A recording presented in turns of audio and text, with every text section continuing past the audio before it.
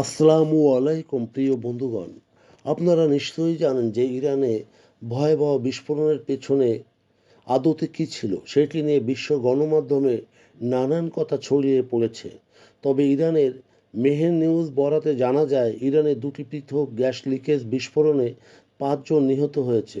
দক্ষিণাঞ্চলীয় বন্দর শহর আব্বাসে একটি ভবনে বিস্ফোরণে 1 জন নিহত ও 14 জন আহত হয়েছে। তেহরান টাইমস মতে দক্ষিণ পশ্চিমাঞ্চলীয় শহর আহবাজে আরেকটি বিস্ফোরণে 4 জন নিহত হয়েছেন। মধ্যপ্রাচ্যের উপসাগরীয় অঞ্চলে সম্প্রতি মার্কিন সেনা মোতায়েন, তেহরানের পারমাণবিক কর্মসূচির বিষয়ে এক চুক্তিতে পৌঁছানোর জন্য মার্কিন প্রেসিডেন্ট ডোনাল্ড ট্রাম্পের চাপের পর এই অঞ্চলে উত্তেজনা অব্যাহত থাকার প্রেক্ষাপটে এই ঘটনা ঘটল। যদিও ইরান ওয়াশিংটনের সাথে আলোচনা করছে। বিস্ফোরণে মুয়াল্লেম বুলেভার্ড এলাকায় একটি 8 তলা ভবন ভেঙে পড়ে এবং 2 তলা সহ বেশ কটি যানবাহন এবং দোকান ধ্বংস হয়ে যায়।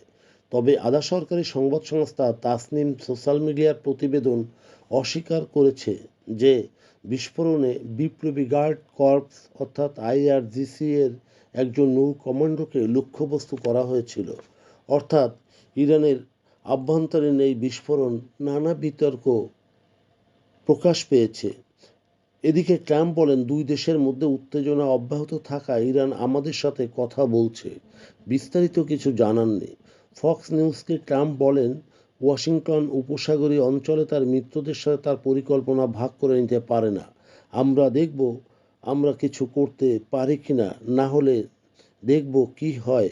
আমাদের একটা বড় নৌবহর সেখানে যাচ্ছে।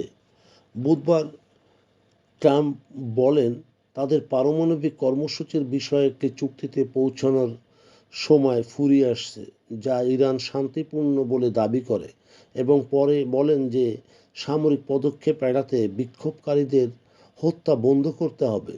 যুক্তরাষ্ট্র ভিত্তিক মানবাধিকার কর্মী সংবাদ সংস্থা জানিয়েছে, ডিসেম্বর থেকে শুরু হওয়া অস্থিরতা থেকে তারা 6,300 জনেরও বেশি মানুষের হত্যার বিষয়টি নিশ্চিত করেছে। আরও 17,000 মৃত্যুর খবর তদন্ত হচ্ছে। মূলত ইরানের ভয়াবহ বিস্ফোরণ ঘিরে নানা আশঙ্কার কথা তাবৎ সোশ্যাল মিডিয়ায় প্রকাশ পাচ্ছে। প্রিয় বন্ধুগণ, যদি আমাদের এই তথ্য গল্প আপনার ভালো লাগে তাহলে লাইক এবং শেয়ার দিন, এবং আজ আমাদের সঙ্গে থাকার জন্যে ধন্যবাদ। আমাদের ফলো দিন এবং সাবস্ক্রাইব করুন।